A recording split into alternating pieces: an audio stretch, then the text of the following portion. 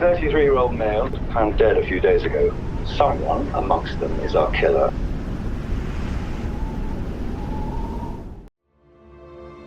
On the evening of the 2nd of June 2010, Sharon and Kevin Rossington said goodnight to their youngest son, 21-year-old Shaun. Be safe, keep out of trouble. Mum and Dad had gone to bed and left Shaun on the computer. Quite a normal evening, really, for them. But when the couple woke up the next morning, their son's bed had not been slept in. Shaun had left the house during the night. I just can't understand why he went out, because he was scared of the dark. He slept with a light on. It's totally out of character for Shaun to go out. Something or someone had tempted Shaun out into the darkness. Shaun had been lured out of the house that night, but we didn't know why. We didn't know where he was going, and we didn't know who he was going to meet. Shaun's decision to venture into the night resulted in a catastrophic crime. I don't think any of us can really begin to imagine the horror that he would have faced. Ambulance, please.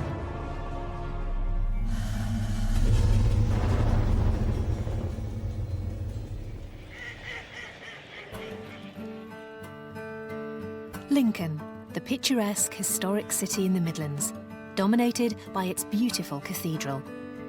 In one of its leafy suburbs, Sharon and Kevin Rossington started their family. First came Chris, and then 2.5 years later, their youngest son, Shaun, was born in 1988. He was a happy-go-lucky child. He loved cars, he loved garages and learning to ride a bike. When Shaun was just a toddler, like many other children, he developed chickenpox.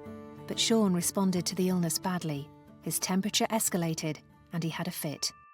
I remember picking him up out of his cot bed and he was really like limp and a bit frothing at the mouth and his eyes rolling slightly. I can remember jumping across the top of the landing to the bathroom to cool him down because he was really on fire. Shaun's parents believe the fit he suffered at the age of 2.5 affected his mental development. He was very subdued and very different and not his usual self at all. He was diagnosed then as having moderate learning difficulties with autism traits. He used to say, "Mum, I don't know, I can't understand how to do this." He didn't like it very much. He was totally aware that people did things different to him sometimes. Physically, Shaun was advanced, and when he became a teenager, he grew very tall. As he developed into 14, 15, he just shot up.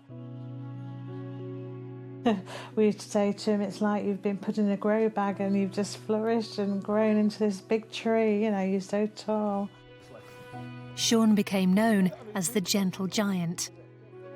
But although he now looked like a man, in many ways, even as he grew older, he remained a child. I know it's strange to look at somebody of his stature and think, there's a big guy, he can't be afraid of the dark, and he didn't like it. Hi, Doctor. Hi. Lovely to see you. Okay, take a seat. At the age of 17, Shaun met with a psychiatrist about his learning difficulties. The psychiatrist's report stated Shaun was a vulnerable and gullible young man. 3 years later, in 2009, he received an additional diagnosis. And Shaun is suffering from Asperger's syndrome.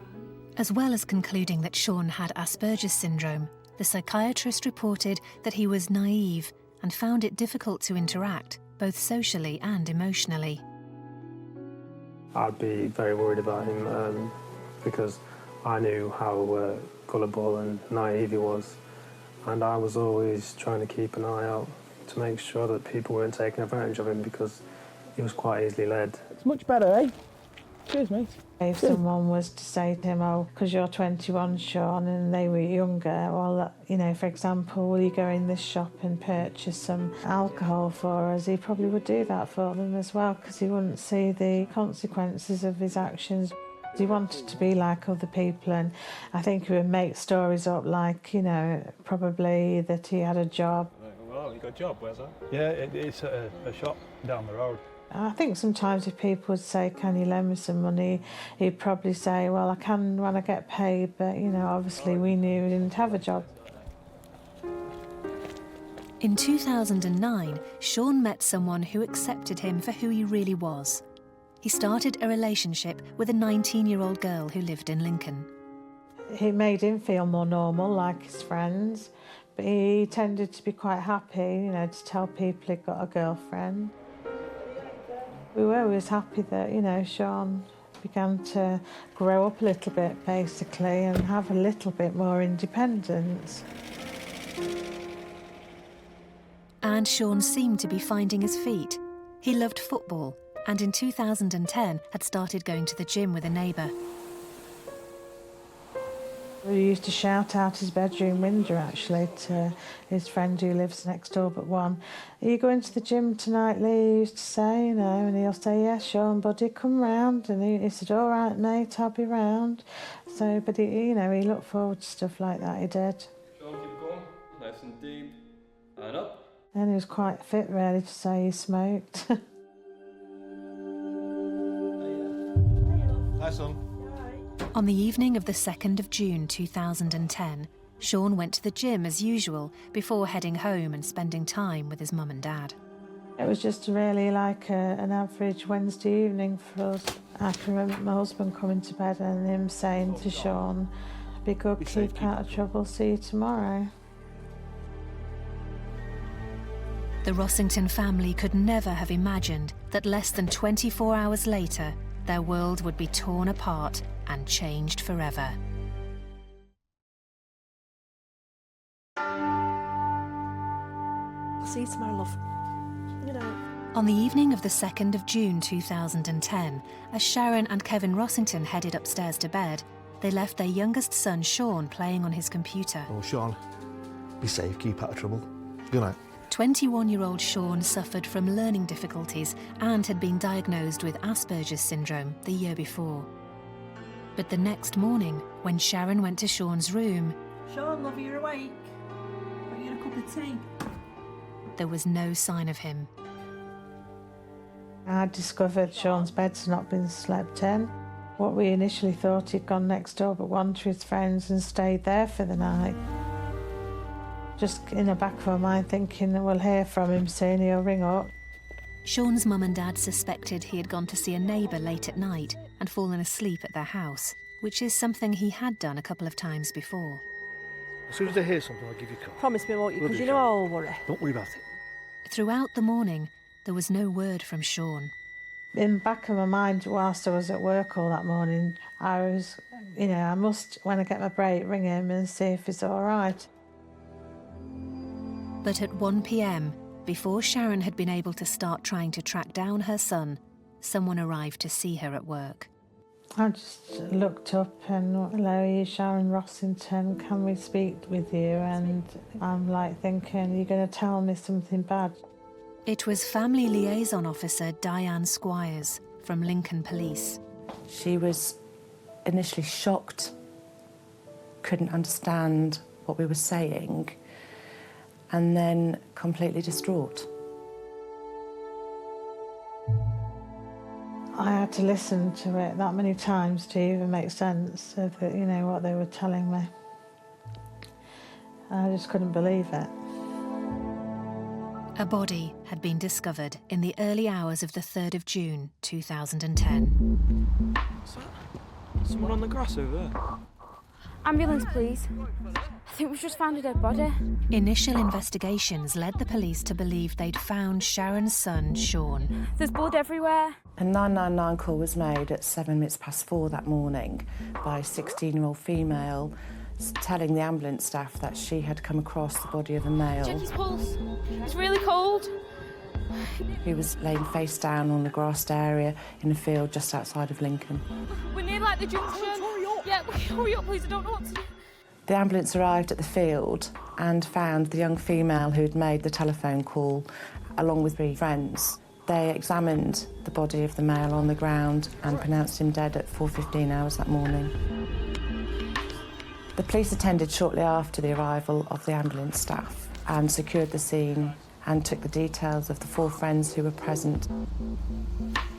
And they told them to return to the home address so they could visit them at a later date with a view to taking witness statements from them.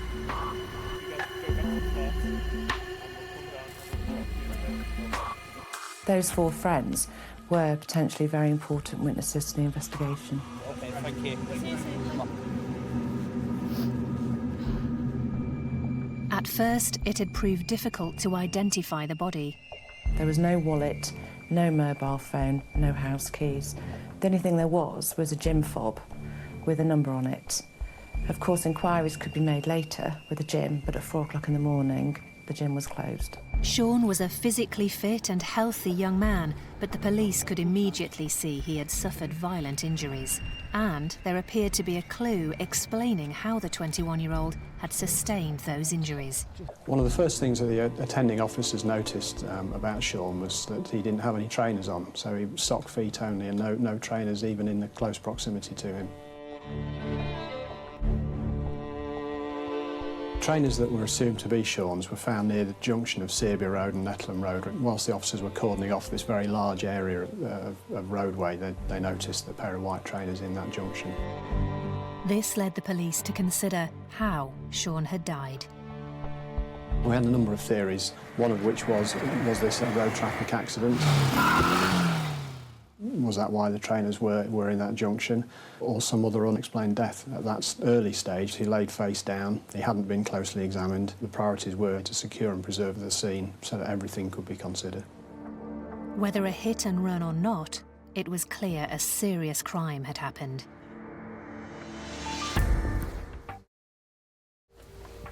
While the scenes of crime officers worked tirelessly, the police went to speak to the 4 young people who had raised the alarm by calling 999. Officers visited the flat just before 5 a.m. that morning. Did you recognise him? No. The 4 persons present at the time of the 999 call were a 16-year-old girl, a 13-year-old girl, a 16-year-old male and a male of 20. There was a young 16-year-old male also at the address at the time. The flat was tenanted by a man called Nicholas Shelbourne, and it became apparent that the other males certainly were either living there or had been using it as a base to reside over the previous few days. The 4 friends who'd made the 999 call seemed to be the first people to find Shaun's body, and so were vital to the investigation. And so standard practice would be to speak to them in some detail, to seize their clothing because they'd been in contact with Shaun at that early stage. And in order to do that with some degree of control, they were invited to come to Lincoln Police Station. While the young group were preparing to set off to the police station, 2 more people arrived at the flat. Nick Shelbourne, this is my flat. So about 10 minutes after the officers arrived, 2 other people came to the flat.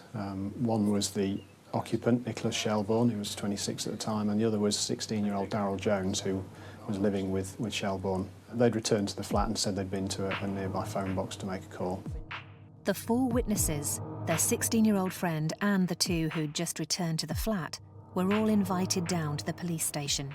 All 7 were initially asked to come to Lincoln Police Station, and the reason being, obviously you've got 4 of them who'd been in contact with Shaun, and then at that stage it wasn't immediately clear whether the other 3 had been in, what level of contact they'd been in with the 4. So again, making sure that we cover all our bases when we're looking at forensic evidence. They were all asked to come down so that the forensic evidence on their clothing and on their person could be secured properly. At the police station, officers talked to each of the 7 witnesses, including the 4 who claimed to have found Shaun when he was already dead. Their statements were all very similar. They all said they'd been at Nick's flat the previous evening. I got back home about 8 o'clock. I had a few people at my flat, but that's usually the way anyway. I've got a few people staying there. Nick decided that he actually wanted a pizza around 11. None of us had credit on our phones. We got to the phone box and that was broken, so we came back. At about 4 o'clock in the morning, Mark Jackson, who was 20, and Jordan O'Rourke, who was 16, they'd left with the 16-year-old girl and the 13-year-old girl. I realised I had to get some clothes from my friend's house. Baby, what's up? I need to pick some clothes. Well, I'll walk with you. See you a bit, mate. We were just walking down the road and we cut across over the grass verge where we found him. Someone on the grass over there? And we actually stumbled upon the body, lifted the victim's head and realised that he was bleeding and covered in bruises. I think he's dead. And then my friend rang an ambulance and then but we knew he was dead. I think we've just found a dead body. All four told us that they'd never seen him before, but they waited with him whilst the ambulance arrived before returning to Nicholas Shelbourne's flat. The four of them came home and she was crying and she said she'd found a body. So they rang the police, they were all shook up on that. I mean, when they said that at first, I thought he was joking. Are you joking? No, mate, I'm being serious. As well as talking through what happened to them that night, the seven also gave the police their clothes to be forensically tested. It was established that obviously four of them had been in contact or very close proximity to the body of Shaun, and then obviously they'd been back to a flat where the other three were, so standard practice in a case like that would be to seize the clothing. That way we secure and preserve any forensic evidence that's possible from all seven of them. Having helped the police, the seven friends left the station. They appeared to be the only people who knew anything about Shaun Rossington's mysterious death. But later that day, another witness contacted the police with new information.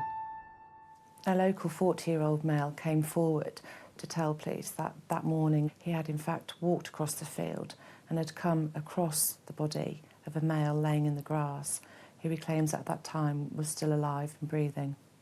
This male in fact tried to rouse the person he had found on the grass. You all right there, mate? And considered that he was just drunk or under the influence of drugs, and continued on his way to see some friends. It seemed the witness had discovered Shaun just after 2 a.m, 2 hours before he was found dead by the four young friends who called 999.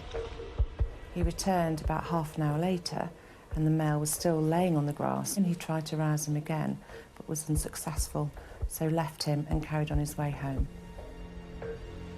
No one knew how Shaun came to be on that field and what happened to him there. Shaun was identified through his gym fob, and 9 hours after his body was discovered, Sharon Rossington was being given the tragic news that every parent dreads. You're questioning, yourself and thinking, well, why? What? How? How could it have been Shaun? You're mistaken, it's somebody else. The Rossington family were only at the beginning of their nightmare. We were quite confident that the male was Shaun Rossington, but we still had to follow procedure and have him formally identified by his parents. So I took Shaun and Kevin to the local hospital so they could do that. But he just didn't look like the Shaun we remember. It's just awful. I don't think I'll ever forget what I saw, on my son. To the day I die, it's awful. But whilst they grieved for their loss, the Rossingtons were also stunned and confused that their youngest son had willingly left his home in the dead of night, especially as he was afraid of the dark. Lots of questions we asked ourselves. We wanted to know, how did he get there? Did he go in someone's car? Did he walk? We didn't know whether he'd had a drink, because he wasn't a big drinker. Alcohol didn't agree with him, so we thought maybe he's gone out and had a drink with some friends and he drank a little too much and his phone hurt his head, or then we heard about the shoes being on the floor and maybe we thought he'd been hit by a car and he was injured. Or we just thought he might have been just randomly attacked. But although the family still had lots of questions, piece by piece, the police were developing a picture of what happened that night. From talking to his family, we know that his parents went to bed at about 11:15 the evening before, and they'd left Shaun playing on his laptop downstairs in the lounge. Be safe, keep out of trouble. Good night. We know that Shaun left home after his parents had gone to bed at 11:15, and the witness told us that he had stumbled across him after 2 o'clock that morning when he'd considered him to be a drunk lying in the field. Though the timescale had now been reduced quite considerably. The route from Shaun's home address to the field where he's found is about 30 to 35 minutes long, even for a tall young man like Shaun walking briskly. There are only a number of routes he could have taken to the scene, And so we started to consider the possibilities of CCTV coverage in the area to see if we could see if he'd been captured. But there was still one central mystery. Why had Shaun voluntarily left his home in the middle of the night? This was unusual. For him to be going out at that time of day, it would have had to have been going out somewhere that he knew or to meet someone he knew. And from what we could understand was something that Shaun wouldn't have done lightly. It did appear to the investigation that Shaun must have gone out to meet somebody that night, and it was important to us to try and identify who that person was. We needed to speak to them urgently to see if they could assist us in recounting the story of Shaun's journey that evening. The police believed the answer to the mystery may be hidden in Shaun's computer. We took his laptop because we knew from his mum and dad that he'd been on the computer that day. We were looking to see who he'd been interacting with, if he'd exchanged any emails or social media contact with anybody, made any plans, and probably going a bit further back to see if in fact he'd been in contact with anybody that we weren't aware of from talking to his family and close friends. They also wanted to examine his mobile phone, but it was nowhere to be found. Shaun's phone wasn't on him, it wasn't near his body, it was missing, and as a matter of importance, we needed to find it. And the plan was to get his phone data, his phone records, to work out who he'd been in contact with during the preceding few hours. While the mobile phone records were sourced, the police turned their attention to how Shaun had died. Shaun had suffered injuries to his face and upper body, and at the time it was difficult to ascertain how those injuries had occurred. Had he been hit in a hit-and-run accident, or whether or not he'd been viciously assaulted. The results of the post-mortem clarified the cause of Shaun's death. After the pathology results came in, it was apparent that this wasn't an accident, that Shaun had died as a result of sustaining a significant, violent physical beating. Shaun's trainers had been found in the road, which had led the police to believe he had been killed by a car. However, if Shaun was not the victim of a hit-and-run, why were his trainers found so far away from his body? Yeah, the trainers then became interesting when we established that this wasn't likely to be a hit-and-run. Why were the trainers there? Had they been put there to make it look like it was a hit-and-run, or was that where Shaun was assaulted and for some reason we couldn't understand, he'd had his trainers taken off? Could whoever had removed the trainers be responsible for killing Shaun? It was clear at this stage then that Shaun had been attacked. He'd been violently assaulted. This wasn't an accident. We were investigating a murder. Someone on the grass over there? In the early hours of the 3rd of June 2010, Shaun Rossington's body was found on a field in Lincoln. At first, police thought Shaun had been hit by a car because his trainers were found in the road. But the autopsy revealed the 21-year-old who suffered from learning difficulties had been brutally beaten to death. This was a violent and, we would say, a prolonged attack on Shaun. And whoever had done this to him had really meant to hurt him. He'd sustained dozens of injuries, kicks, punches, he'd been stamped on, he'd been hit on the head by an inanimate object. The information that Shaun had been murdered was absolutely a nightmare. It was horrible. To be in that situation, I think he would have been absolutely terrified. He wouldn't have known what to do. He wouldn't have put up a fight at all. He just would have surrendered, basically. I can imagine him begging for his life, to be honest. He wouldn't understand what was happening to him. The post-mortem also revealed Shaun had not died immediately after the attack, and his life may have been saved if only an ambulance had been called earlier. Shaun ultimately died of asphyxiation. We believe that Shaun fell unconscious. The position he found himself in meant that his arm blocked his airways, and effectively Shaun suffocated to death. But obviously all that was caused by the assault. After severely beating Shaun, those behind the attack were only concerned with one thing: trying to cover their tracks. We believe that Shaun had been wearing his trainers at the time of the assault, and that the offender had removed them and thrown them into the middle of the road in order to make it look like Shaun had been the victim of a hit-and-run accident. This action implied that whoever assaulted Shaun had known that they had killed him and had thrown the trainers into the road in order to hide that fact. But the central mystery still remained unresolved. Why had Shaun left the safety of his home in the middle of the night to meet someone who had then killed him? House-to-house inquiries revealed a number of witnesses who had in fact been woken up during the early hours of that morning by males shouting and the sound of running.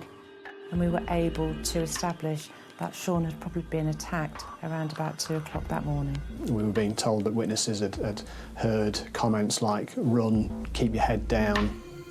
One witness told us how he got up in the early hours of that morning at about 2:15 to go to the bathroom. He'd seen a shadowy group of individuals running away. He'd heard shouting something similar to, leave me alone. And he had stood and watched them until they disappeared out of view. Who were the shadowy figures? Had they attacked and killed Shaun? And why had the 21-year-old left his home in the early hours and walked 35 minutes to a remote junction in Lincoln? Shaun's mobile phone records explained more than the police could ever have imagined. We'd been unable to locate Shaun Rossington's mobile phone, but we had been able to access his mobile phone records. All right then, I'll see you in a bit. Bye. And once we started to look at those, they changed the face of the investigation forever. Detectives discovered that in the hour leading up to his attack at around 2 a.m, Shaun was using his mobile. It rapidly became apparent to us that the phone had been used during the course of the evening between 1:05 a.m. and 1:42. That morning there were a series of texts and phone calls, 9 texts in total and 3 voice telephone calls. The last one of those being at 1:42, and that call lasted 3 minutes, nearly 3 minutes. Oh yeah, I'm on my way, yeah. Shaun had spoken to someone on the telephone just 15 minutes before he was attacked. The question was, who was he talking to? These texts and calls were all to the same number. There was no other interaction between Shaun's phone and any other phone in that sort of time parameter. And that certainly led us to believe that whoever was on that phone or using that phone was the person that Shaun was arranging to meet. The answer was in the 11-digit phone number he had been speaking to, and that mobile phone number was all too familiar to the police. Ambulance, please. I think we've just found a dead body. It was the same mobile number that dialed 999, claiming to have stumbled across a body laid face down on the grass. The phone number that Shaun had been texting and dialing was in fact the same number belonging to the 16-year-old female who 2 hours later had phoned the ambulance and who had claimed to have stumbled across the body of Shaun Rossington. The 16-year-old girl, who up until that point had been, to all intents and purposes, a helpful witness, that clearly was a lie. So all of a sudden, all 7 of those people who had been witnesses were suddenly being considered in a whole new light. The 16-year-old girl and her 6 friends had all denied knowing Shaun. The 7 had clearly lied to the police. Did you recognise him? Which begged the question, if they lied about knowing Shaun, what else had they lied about? I just went out to make a phone call, got looked at on the phone. They'd said to us that they'd been at Nicholas's flat all evening and then they'd gone out. They'd unsuccessfully gone looking for food and come straight home again. Well, what time was that? We began to ask exactly where they'd been, what time they'd been out, why, when the police were at Nicholas's flat, did the other 2 come back? Where had they been? Had they in fact been out to make a phone call? Or had they been out to hide some evidence? Were we going to find them on CCTV near the junction where the trainers were found? Everything that they'd said was now, under the microscope, was being questioned. Convinced their story held a darker secret, the 7 friends were arrested on suspicion of Shaun Rossington's murder. That was all 7, right through from 26-year-old Nicholas Shelbourne through to the 13-year-old female. Nicholas Shelbourne was a 26-year-old male living in a 1-bedroomed flat in Lincoln. He was unemployed. He appeared to be very immature for his age and certainly came across as having difficulties socialising with people of his own age. Mark Jackson was a 20-year-old male, unemployed and had come from a broken home. He presented himself as a very immature young man for his age. Jordan O'Rourke, 16 years of age, very little in the way of previous convictions, quietly spoken, on the face of it, quite an intelligent young man.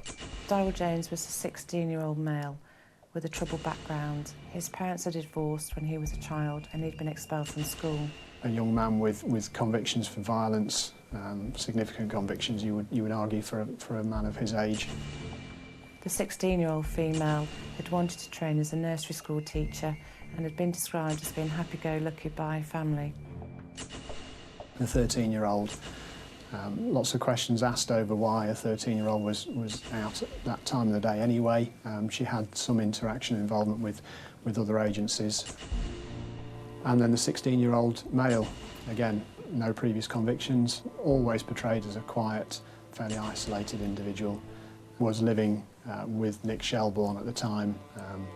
I think probably fair to say that he was sofa surfing.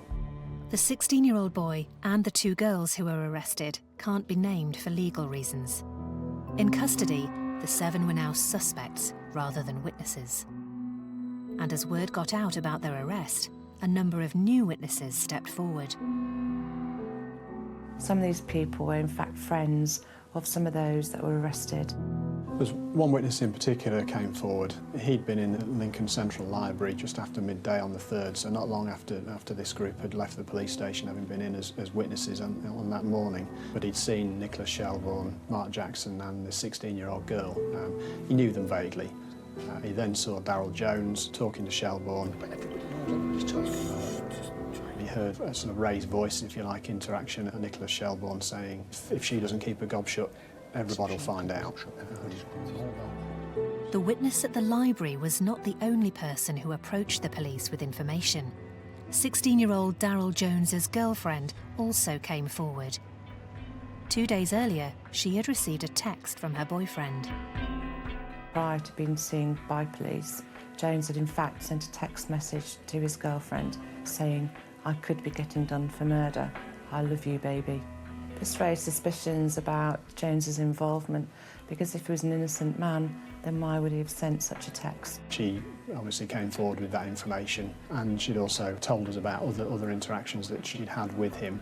Friends of hers had come forward to tell us things that they'd overheard him saying to his girlfriend.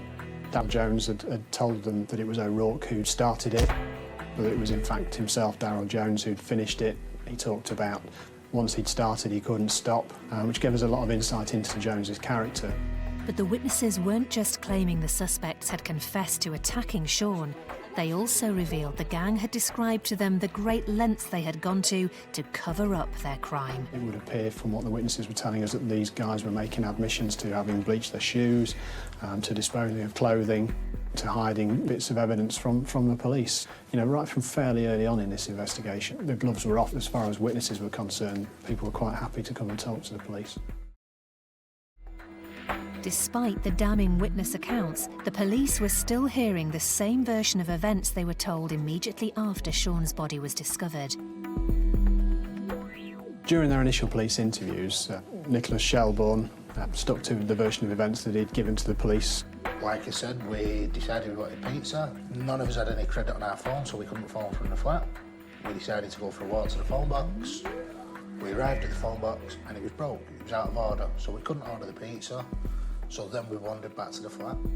In his witness statement, he said that the 4 others had gone out to fetch some clothing from the 16-year-old girl's house, that the group of 4 had returned and told him they'd found a body, and he continued to maintain how shocked and surprised he was about that. Mark Jackson, again, stuck to that version of events. And where were you at this time? In the flat, having a few beers. The 16-year-old female who made the 999 call, equally, she stuck to the version that the group had come up with. I might have touched the body when I first ran over. Daryl Jones and Jordan O'Rourke made no comment interviews throughout their initial interviews with the police. It seemed the gang of 7 had concocted a version of events of that evening and made a pact to stick to it. However, not all of them, it seemed, were keeping to the agreement. The 16-year-old boy and 13-year-old girl decided to tell the police what had really happened the night Shaun was murdered. Nick told us, you've got to lie to them a little bit, because if we tell the truth, we'll all end up getting done. The fact that the 16-year-old boy and the 13-year-old girl were actually going to tell us a different version of events was a breakthrough for us, but equally it was a bit of a surprise that they had the wherewithal, if you like, to come out of the control of the rest of the group. And when the 16-year-old boy started to talk, he presented a disturbingly different version of events to the police. He talked about going out with the group, knowing that they were intending to meet somebody. They were planning to give him a beating. He talks about going onto the field, whereupon he saw Jordan O'Rourke lift a bottle and strike Shaun. He talks about seeing the others attacking Shaun. And then as soon as he fell to the ground, I ran. The 13-year-old girl also told a very similar account. And before long, the other suspects began to change their stories. People began to turn on one another more and more as the interview process went on.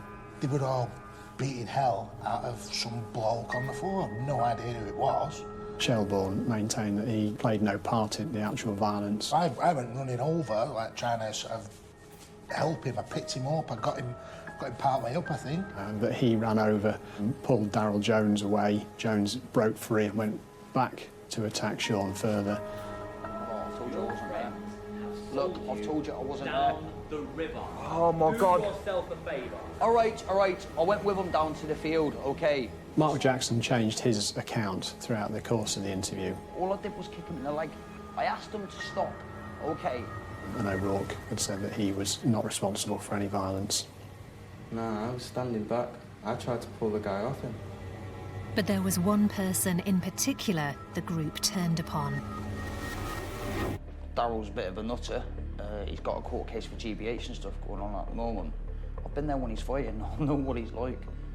It's fair to say that Daryl Jones was named by most of the group as the main protagonist, the instigator of the violence. He was either named as a specific individual by some, or in the case of others, it was inferred that it was him. Despite now being the prime suspect, Daryl Jones continued to answer no comment to every question the police asked him. No comment! Including questions about the central mystery in the murder case.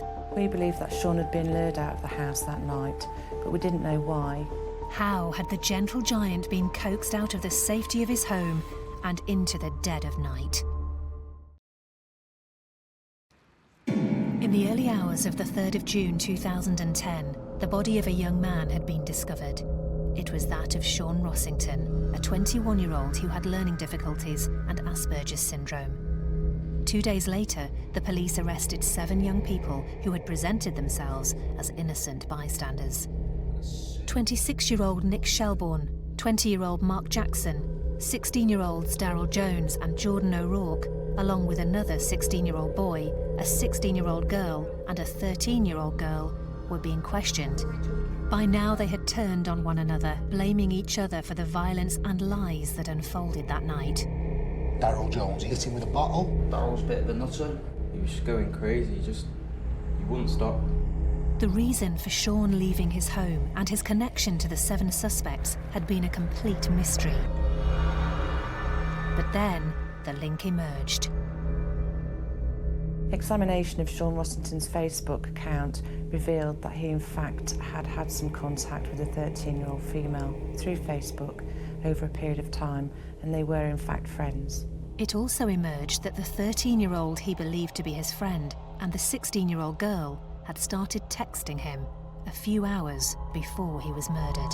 Shaun Rossington was a very naive and young 21-year-old. He was very impressionable, and it appeared to the police investigation that the communications during that evening with the 13-year-old female were what encouraged him to go out in the early hours of that Wednesday morning. The fact that Shaun had left his home after dark to meet up with his friend was being used by the murder suspects as their justification for brutally killing the autistic 21-year-old.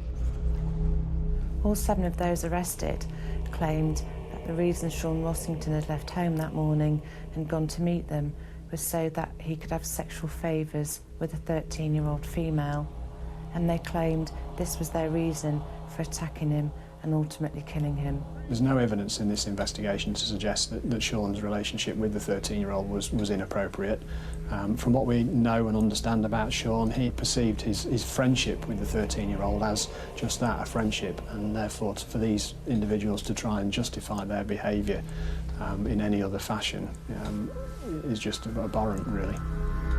The claims that Shaun had sexual desires towards the young teenager was a last-ditch attempt by the suspects to distract from the horrific crime they had committed. Without a doubt, it was an excuse. I don't think they were sincere at all. I think they were found out, they were caught, they were cornered, they knew what they'd done. Throughout, they've been disingenuous, they've concocted this story, this smokescreen, and not for 1 minute do I think they were sincere. Shaun isn't a paedophile, and he never was. And, you know, there stick reasons for doing what they did. It was an excuse. There was a lot of excuses, and that was the main one, really, but after a while it faded. It was shown to be a lie and an excuse. It was not the only lie the gang told to cover their tracks. They claimed they had left the flat to try and buy pizza around midnight on the evening of Shaun's murder. The reality seemed to be that the 7 initially arranged to meet Shaun in a different location where they feared they had been caught on CCTV and needed to explain why they were there. The police believed the reason this location was chosen was because of a cash machine where the 7 could force Shaun to withdraw money for them. Shaun's condition meant that he was often naive and unable to judge intent, and so when pressured that evening, he went out to see his friend. We would argue her friendship with Shaun was used as a lure to get him out so they could at the very least get cash from him. Yeah, I'll meet you there. The gang believed that Shaun was wealthy, but the reality was he was given a cash allowance of £10 each day by his father. If the 7 were expecting money from Shaun that night, they would have been seriously disappointed, even angry.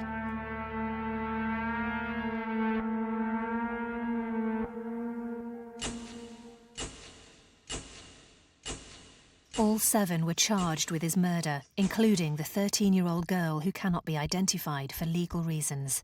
She was the youngest female to face such a charge since Mary Bell in 1968. The case came to trial on the 3rd of October 2010, 4 months after the murder had occurred. All 7 pleaded not guilty to the murder of Shaun Rossington.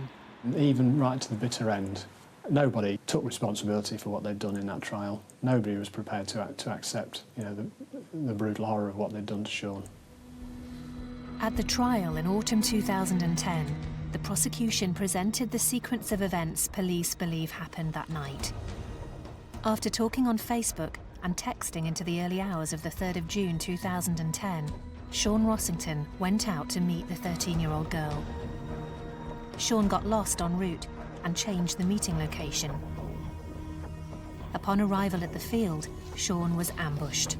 Jordan O'Rourke struck him with a bottle and he was punched, kicked and stamped on, sustaining over 40 injuries in a vicious and ultimately murderous assault.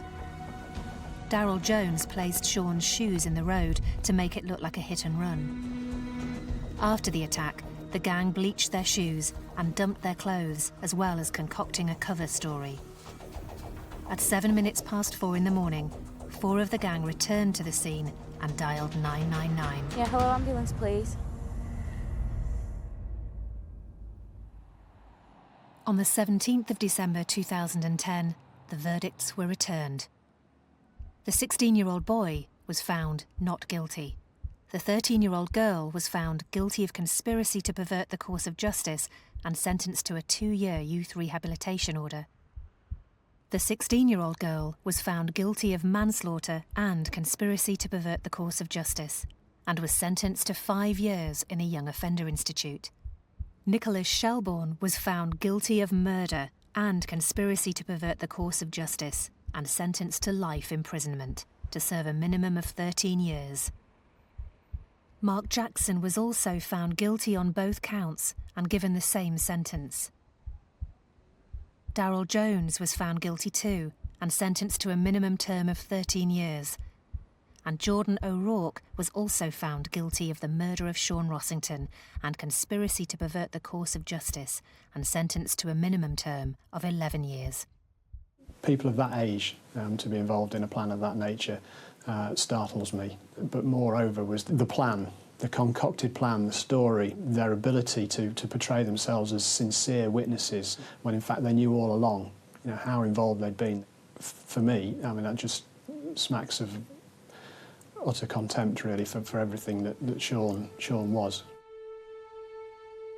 The memory of Shaun Rossington, the gentle giant, will forever be held in his family's hearts. You know, often when we go and put flowers and tidy the headstone at the cemetery, you still can't believe. You know, when it comes to be his birthday and Christmas and family celebrations, he's not there with us in person, and it's just hard to accept. You know, we miss him so much. Just a huge void in our life now. Every day, I'll think about him. There'll always be something that reminds me of him, but now it doesn't upset me, it just makes me smile, which is the way I want, that's what I want to do when I think of my brother.